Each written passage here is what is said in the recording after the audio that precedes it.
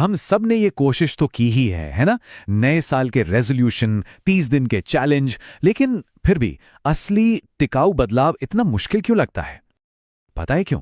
क्योंकि इसका जवाब मोटिवेशन में नहीं, बल्कि हमारे अंदर बहुत बहुत गहराई में छिपा है। ये पहचान के एक नए जन्म की तरह है। तो आज हम इसी मनोविज्ञान की परतें खोलने वाले हैं। देखिए, हम अक्सर बदलाव को गलत जगह पर ढूंढते हैं। हमें लगता है कि मोटिवेशन की कोई एक चिंगारी या कोई नया चैलेंज हमें बदल देगा। पर सच तो ये है कि ये सब बस टेम्परेरी फिक्स हैं। असली बदलाव तब होता है जब हमारी नींव ही हिल जाती है, जब हमारी पहचान, हमारी आइडेंटिटी बदलती है, हमारे दिमाग की पूरी वायरिंग नई होती है और हमारा जो पुराना मैं है वो ढह जाता है।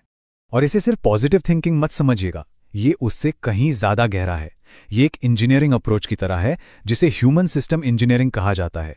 मतलब ये एक ऐसा मॉडल है जो हमारे इमोशनल, मेंटल और बिहेवियरल पैटर्न्स को एक साथ एक सिस्टम की तरह देखता है।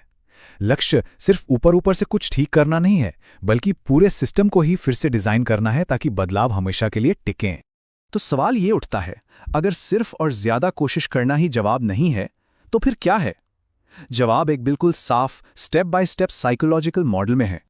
ये है वो पूरा रोड मैप जिसे हम आज समझने वाले हैं। ये 4 स्टेप्स एक चेन की तरह हैं। पहला है जागरूकता, फिर भावनात्मक उपचार, उसके बाद पहचान का पुनर्जन्म और आखिर में व्यवहार में उसे उतारना। अगर एक भी कड़ी कमजोर हुई तो पूरी चेन टूट जाती है और हम घूम फिरकर वापस वहीं पहुंच जाते हैं जहां से शुरू किया था। तो चलिए अब इस 4 स्टेप वाले मॉडल की पहली कड़ी को थोड़ा और करीब से देखते हैं और समझते हैं कि बदलाव की ये प्रोसेस आखिर शुरू होती कैसे है। पहला कदम अक्सर सबसे मुश्किल होता है, जागरूकता। ये ठीक वैसा है जैसे खुद को आईने में बिना किसी फिल्टर के देखना। ये वो पल है जब हमें ईमानदारी से ये मानना पड़ता है कि हम खुद को कहाँ रोक रहे हैं, कौन सी बातें हमें इमोशनली ट्रिगर करती हैं और हमारे वो कौन से गहरे विश्वास हैं जो हमें एक ही जगह पर फंसाए हुए हैं। हाँ, ये हमारे ईगो के लिए एक कड़वी गोली हो सकती है, लेकिन इसके बिना हीलिंग शुरू ही नहीं हो सकती। जागरूकता के बाद आता है इमोशनल हीलिंग। अब ये इतना जरूरी क्यों है?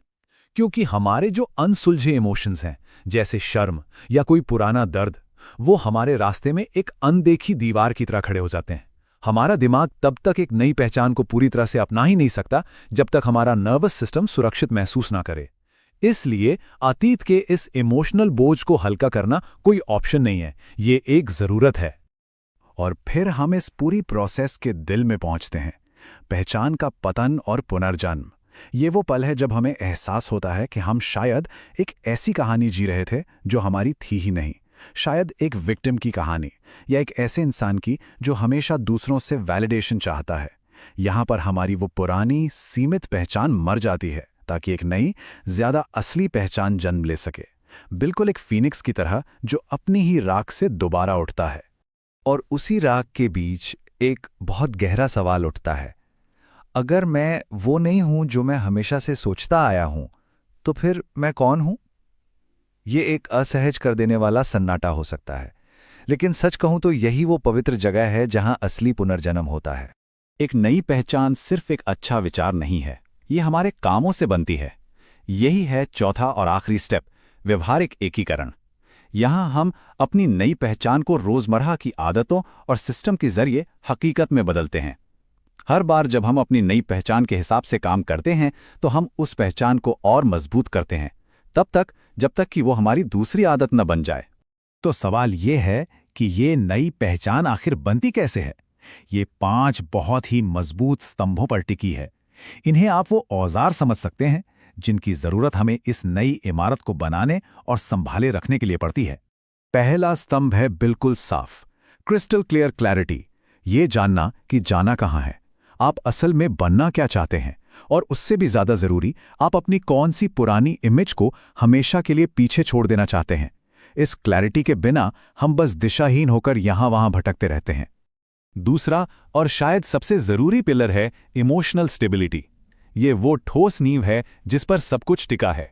अगर हमारे इमोशंस एक तूफान की तरह हैं तो सफलता की कोई भी इमारत ज्यादा देर तक नहीं टिकेगी। अपनी भावनाओं पर काबू पाना ही स्थायी बदलाव की गारंटी है। तीसरा स्तंभ है पहचान का संरेखण, यानी आइडेंटिटी अलाइनमेंट। ये एक रोज की प्रैक्टिस है।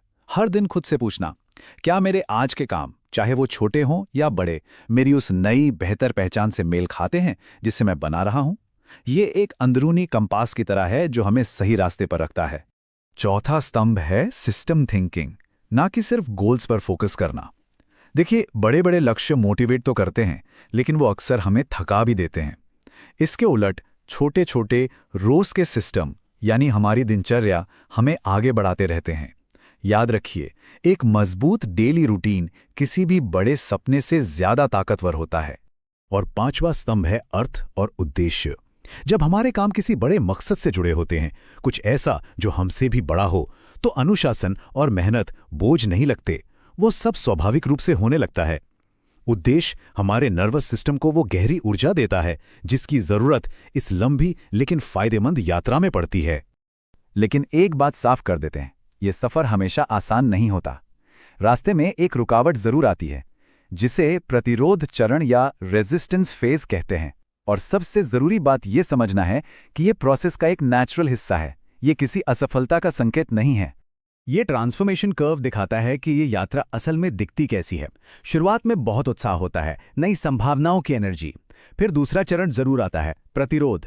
ये वो मुश्किल दौर है, वो गड्ढा जहां ज्यादातर लोग हार मान लेते हैं। लेकिन अगर इसे पार कर लिया तो आता है तीसरा चरण, स्थिरीकरण, जहां नया व्यवहार एकदम नेचुरल हो जाता है। इस पूरी प्रोसेस का सार इस एक लाइन में छिपा है।